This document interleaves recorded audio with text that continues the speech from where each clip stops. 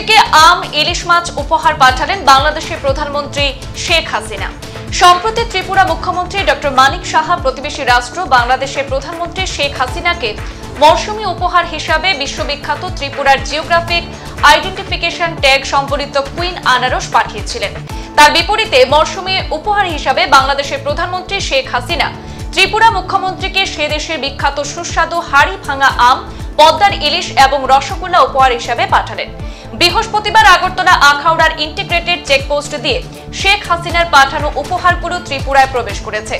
বাংলাদেশের পররাষ্ট্র মন্ত্রণালয়ের পাঠানো সেই উপহারগুলি গ্রহণ করতে আখাউড়া সীমান্তের 0 পয়েন্টে উপস্থিত ছিলেন আগরতলাস্থিত বাংলাদেশ সহকারী হাইকমিশনের সহকারী হাইকমিশনার রেজাউল হক চৌধুরী, প্রথম সচিব মোহাম্মদ আল আমিন সহ অন্যান্য আধিকারিকরা।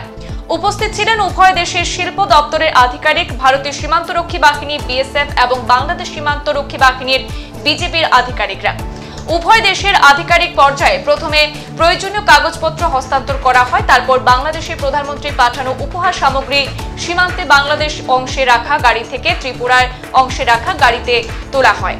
আগরতলা বাংলাদেশ সহকারী হাইকমিশনের সহকারী হাইকমিশনার এবং প্রধান সচিব রেজাউল হক চৌধুরী সংবাদ মাধ্যমকে জানিয়েছেন যে প্রধানমন্ত্রী শেখ হাসিনার তরফে 40 কার্টুন মোট 400 কেজি হাড়ি ভাঙা আম, 50 কেজি ইলিশ মাছ এবং 50 কেজি রসগোল্লা পাঠানো হয়েছে ত্রিপুরায়।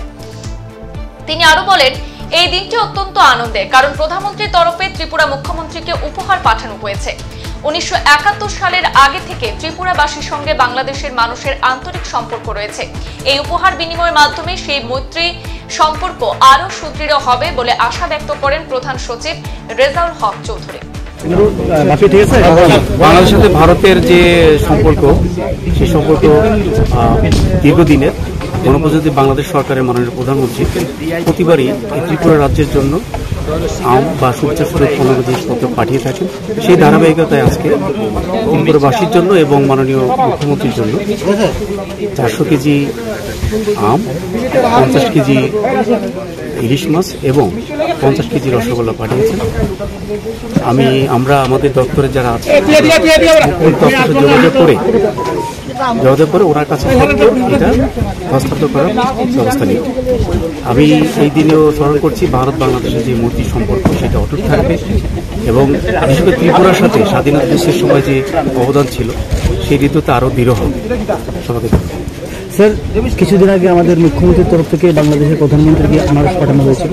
আজকে প্রধানমন্ত্রী আমাদের জন্য আম, মিষ্টি এবং সমস্ত পাঠিয়ে, এর মধ্যে দিয়ে কি মনে হয় বাংলাদেশ এবং আমাদের মধ্যে একটা আর্থিক সম্পর্ক, সেই সম্পর্ক আগামী দিনে আরো বেশি এগিয়ে নিয়ে যাবে? অবশ্যই এটার মাধ্যমে শুধু বলবো না, আসলে এর আগে থেকেই আপনারা দেখেছেন দুইটি সরকার অবস্থান থেকে যেভাবে আমরা এগিয়ে যাচ্ছি এবং একটা স্থিতিশীল পরিবেশ বজায় রেখে, এবং এই যে পারস্পরিক যে আদান প্রদান, ভালোবাসাটা, নিজের ঘরের যে মূল্যবান জিনিসটা প্রতিবেশীকে দেওয়া, এটার মাধ্যমে কিন্তু সম্পর্কটা আরও দৃঢ় হয় এবং সকলের কাছে এটা গ্রহণযোগ্য হয়।